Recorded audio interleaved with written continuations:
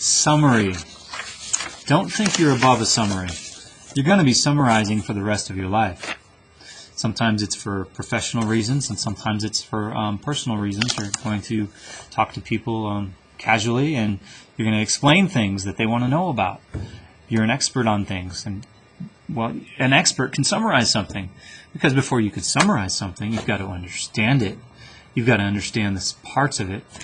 Otherwise, you're not going to be able to summarize it. A summary, as you know, is something that's condensed. It's made smaller. It's shortened. It's brief. It's a brief account of the main idea. Plus, sometimes it's more than just the main idea. So it has subpoints, and after each subpoint, you have the most important details that support the subpoint, and sometimes big ideas that support that subpoint as well. But all of those things come from the original author. One of the hard things about summarizing is that we have to refrain from using our own opinions in a summary. All right, not many times are you going to get an assignment that is strictly summary, right? So a lot of times you are going to be putting your opinions in the writings after you summarize, though. When you summarize, you keep your opinions to yourself, and then when you go into the criticism or the analysis or whatever, you add your opinions then. But for a strict summary, though, you keep all your opinions to yourself.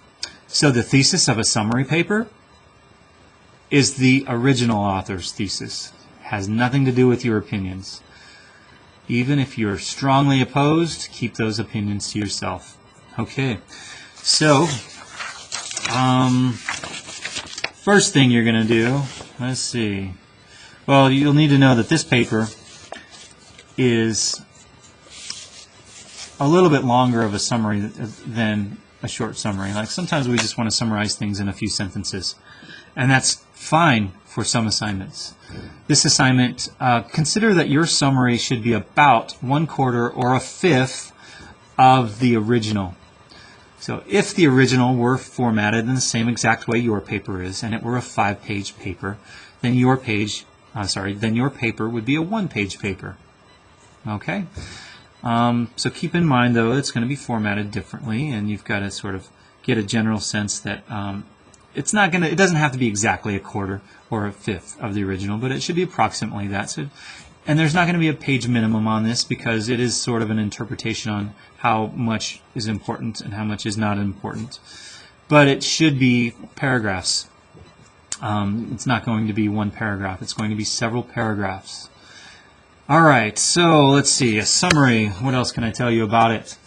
Besides the fact that it's focused on the central idea and supporting paragraphs that support that central idea, and that the problem is that you can't very easily maintain your objectivity when you agree or disagree strongly. In addition to that, well, you've got to read the article a couple of times probably, right? You read it through once to get a general sense of the meaning and the structure, so you get subpoints, and for each subpoint, you'll see the evidence. So you'll have to read it a couple of times to get through that point. And as you reread it and you have a general sense of the structure, you know the main idea, and you'll probably notice that there's going to be sections, a section or a stage of development for that author to develop one subpoint. May take one paragraph. That's the easiest way to think about it. A paragraph should be focused on one idea. Sometimes the next paragraph is focused on a new idea, and the next focused on another idea, and so forth. So each paragraph would be a stage of development. But sometimes a single stage takes multiple paragraphs, so you have to be aware of that. So what you need to do is look at the reading carefully and find where one stage of development, one big idea, a subpoint of the main idea, where it begins and where it ends and the next one begins, and where that one ends and the next one begins, and so forth. So you want to break up the reading and draw lines on your paper if you can. If it's in a book and you own the book, great. Draw lines between the stages of development. All right? And then for each stage of development, write a one-sentence summary. All right? You could do this right in the book if there's room, or on a paper on the side, however you want to do this. But write, once you've divided up the reading into stages with lines, or sticky notes if you don't own the book, that's fine. Then write a one-sentence summary for each stage of thought or stage of development. All right. Once you've done that for every stage of development, you'll probably have a count. You'll go, okay, there are 5 stages of development in some pieces, not necessarily the one you're doing the assignment for. But if there are 5 stages of development, in the end, you're going to have a 5 or 6 paragraph summary. All right. I said 5 or 6. I'll get back to that in a moment. All right. So once you've written a one-sentence summary for each stage of development, write a 1 or 2 sentence summary of the entire passage. All right. So you've got, if there's 5 stages, you've got 5 summary sentences for each stage. And you want to basically take all of those stages into account. All of those 5, all 5 of those sentences, or however many it is, into account. What is each one of those combined, what are all of those combined telling you? What's the main idea? Because sometimes the author is implicit, doesn't say things explicitly or on paper, doesn't actually write this thesis statement. And you have to infer what it is. So if you have to infer what it is, you're using all of those stages of thought to determine what is the main idea. All right. Hey, keep in mind, because this is a summary, all of this should be in your own words. We are shortening it, so we're leaving out some of the lesser important details, but we're not just shortening it, we're also using our own words. That's a tricky part of summarizing as well. So it's great if you're able to understand it, because if you can't understand it, you can't put it in your own words. So, summary is a little trickier than some people might think. You've got to first understand it, and then you've got to put it in your own words. And then some readings are a lot more difficult than others. We're going to start out with something probably less difficult, and then we're going to move into something a little more difficult, and then finally by the end of this first week, or by the end of this section of the class, we're going to write a summary on something a little more difficult than the first two. First two might be something that is for the common audience, a general audience. And the last one will probably be something that's more for academic writing. I mean, that's, taken from an academic journal or something.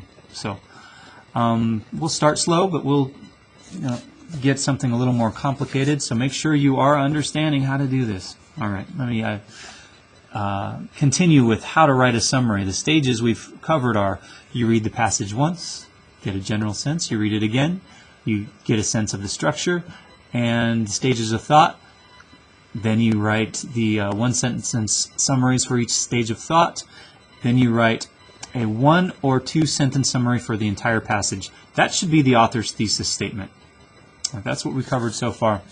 From that stuff, under each sentence, each one-sentence summary, you should be writing, if there are any important, extremely important details or pieces of evidence, write those in your own words underneath the main idea. Right? So, and then you can draft your summary. So you can do all of the above in outline form. You can put bullets, and sub-bullets and sub-bullets, whatever. But then you want to turn all of those sections into paragraphs. Make sure they're all in your own words, and you turn them into paragraphs. So you need complete sentences, of course. At the beginning of each paragraph is that main idea, the stage of development for one section, for one stage of thought. And then, okay. Check your summary, once you've written your summary draft, you put it into paragraph form, check it against the original passage.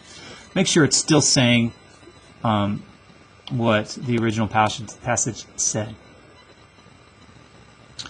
All right, and then revise it as needed, and edit it, of course, once you've revised enough. All right. And that 1 or 2 sentence summary that you wrote, make sure that checks out, and that is the main idea, and it's in your own words. Okay, that sentence, or sometimes 2 sentences, should be the very first sentence of your summary. The first sentence of your summary needs to be the author's main idea. If you can do it in 1 sentence, great. 2 sentences, maybe you'll need 2 sentences, but 1 or 2 sentences. All right. So that will be the first, we'll call it 1 sentence, all right? That will be your first sentence. The next sentence of that same paragraph, if you choose to make that the big idea from the first stage of development and then follow that in the same paragraph with the evidence and sometimes the author's logic, not your logic, not your opinion, but the author's logic or opinions. If they're important enough to put in a summary, those will still go there. All right? I'm saying that you can combine the thesis, the author's thesis, and the author's first stage of development, summarized, together in the first paragraph. That way you don't have one paragraph that's just 1 or 2 sentences for the author's thesis. Okay? But you will have the option. Either the first paragraph is the author's thesis, and the second paragraph is the author's first stage of development, and third paragraph would be the author's second stage of development, and so forth. Or the first paragraph is thesis and the first stage, second paragraph is the second stage, third paragraph is the third stage of development, and so forth and so on. Okay, so the next thing I need to kind of go over here, let's see. Yes. Make sure that your first sentence has the author's name. You know, the sentence with the thesis, the author's thesis. You've got to identify the work. So identify the author and identify the author's title of the work. Okay? So, let me give you an idea. And you also might as well identify that it is a summary that you are writing.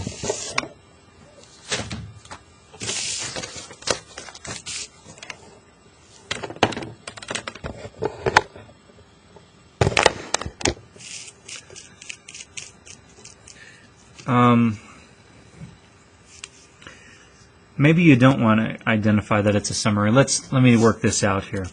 So in title of the work, and it's probably going to be an article or a short reading, so you're probably going to put it in quotation marks and not underline it or italicize it. You underline or italicize large works. All right, so Ian Blank by blank, author's name here. All right, that's an introductory phrase, so we're going to offset it with a comma because we're starting with a preposition. Introductory prepositional phrase will introduce the title and the author.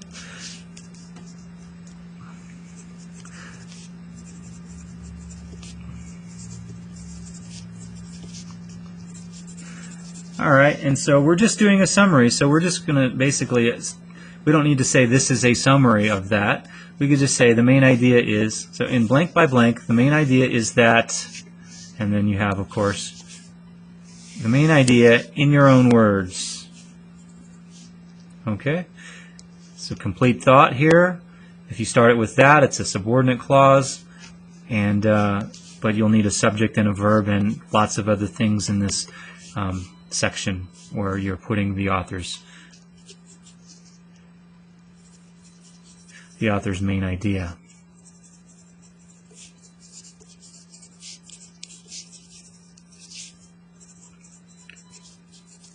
Okay. if you don't identify, remember that we can't plagiarize, right? So you always identify the author, so you're not plagiarizing, and then you're always identifying the work so that we know which work from that author it is. So you're not, and we quickly can. So if someone who's listening or reading your work, your summary, knows what you're writing about, don't just say the main idea. Say who it is, what it is, and the main idea. Okay, there is probably a little more I need to cover here. Let me brainstorm in my mind for a moment.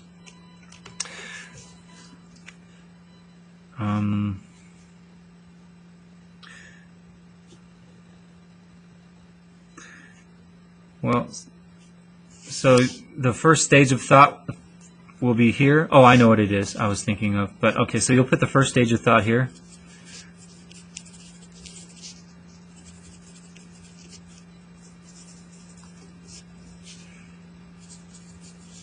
First stage support.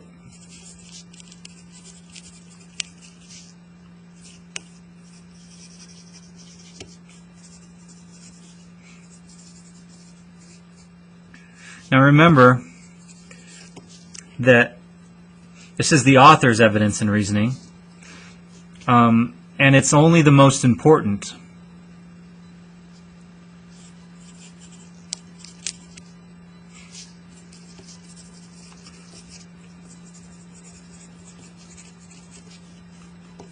So leave out the lesser important details. Only include the most important details. And if the author has some really important reasoning, you can include that. But remember, do not include your own reasoning or thoughts or your own evidence.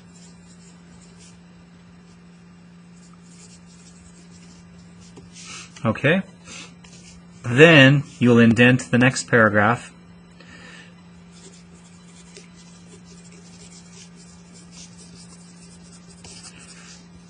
And you'll start with the main idea, and then the author's main idea, and then the author's evidence and reasoning. Okay, I think I probably have enough here for that. But now there is something else. How often do you need to say the author's name? Well, if it is clear that this is a summary and that everything, or if it's clear that everything in here is from this work that you're identifying in the beginning, then you don't necessarily need to keep saying the author and citing the author every time you write a sentence that the author spoke. You cite him in the very first sentence, or her, of course. You cite her or him in the very first sentence. Tell the work, it's the author. And then I would say in every paragraph, you should make sure you keep that it's clear that you're still talking about the author's work and you're not using your own ideas. If ever it seems like they're your ideas, say the author's name instead. All right, so you want to say something like, you can say the author's name, or you can just, since we've already said the author's name in the beginning, you can just occasionally you can say, the author also points out that, and then of course you fill in the next, that might be the second stage of thought. Her evidence includes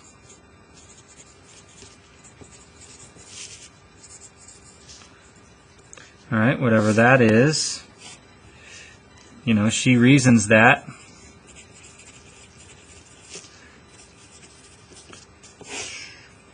Right? Things like that will help a lot to make sure it's clear that these are not your ideas. Her evidence, she reasons, or she points out. You don't have to say that every time, but you want to make sure it's always clear that these are not your ideas. All right. What else? In your title, the title of your paper, go ahead and have your own title and make sure your title includes something about the main idea. So it's your title, kind of, but it's based on her main idea, or the author's main idea, whether it's a guy or a gal, doesn't matter. But right, so your title includes a word or phrase from the main idea.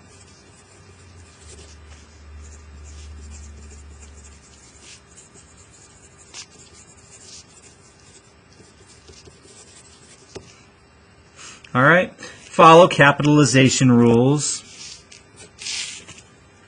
for titles.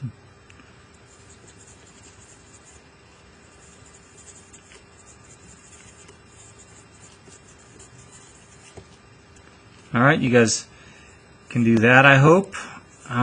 Okay, I think that covers it. And at the end of your summary, you do not need to summarize what you already wrote, because this whole thing's a summary anyway. So there you go. I hope this was helpful for your first, well, for the summary assignment in this class, and for this this section of the class. I'll talk to you next time. Have a great day.